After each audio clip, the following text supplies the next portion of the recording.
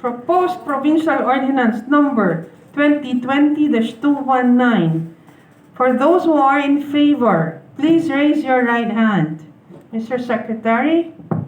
For Provincial Ordinance Number 2020-219, it appears that all members present voted in favor of the With ordinance. all members voting in favor of the said ordinance, proposed Provincial Ordinance Number 2020-219 entitled An Ordinance for the Creation and Institutionalization of the ILOILO Province Overseas Filipinos Migration and Development Center under the ILOILO Provincial Public Employment Service Office, PESO, defining its powers, functions, and appropriating funds therefore, authored and sponsored by the Honorable Rolando Vidistura and sponsored by the Honorable Dorothy G. Paez, the Honorable Matpi Palabrica, and the Honorable Domingo B. Oso Jr., is now approved under third and final reading.